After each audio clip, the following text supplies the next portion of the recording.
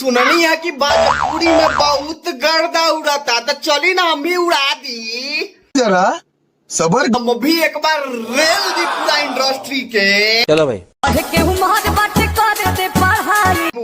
आज पूरा भोजपुरी ही लिखा।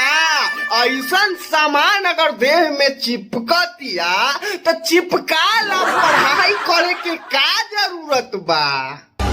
हमारा प्यार के चढ़ाई बाबू ई किताब के पढ़ाई ना, ई तोरा के कहतिया खेत में टांग पर टांग चढ़ा के पढ़ाई करे वाला क्लास के बारे में। सुना न हई जवन कैलू है एक बार फिर से कल का करबू, तनी एक बार और करबू न भाऊजी, एक बार और तनी कल एक बार। बात है भाई ऐसा ने झटका देतिया कि देख के चड्डी गीला हो जाई।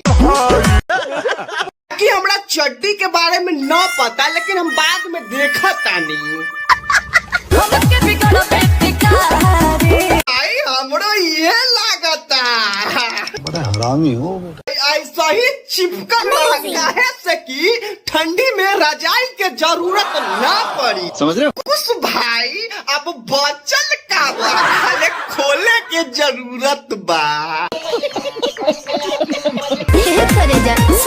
ले मिली जान कह तोहर आवाज सुने खातिर तो हम कितना दिन से मुट्ठी मार के सोच रही तक सलीमा है, लोग चूतिया बनते रहेंगे।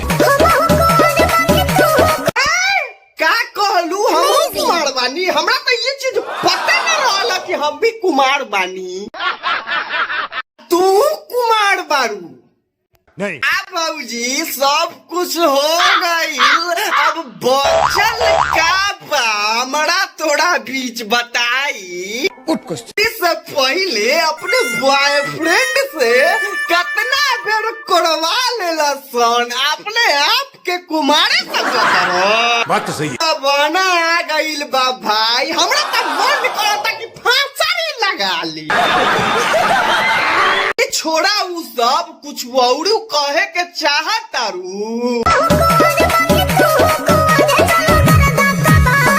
जानू गर्दा से नली जाम हो गईल बा का। अच्छा टेंशन लेवे के कोनो जरूरत नहीं खे, प्रेशर मशीन से सटा के हर सारा गर्दा के हम साफ करवा देतानी, तू बेचैन न हुआ।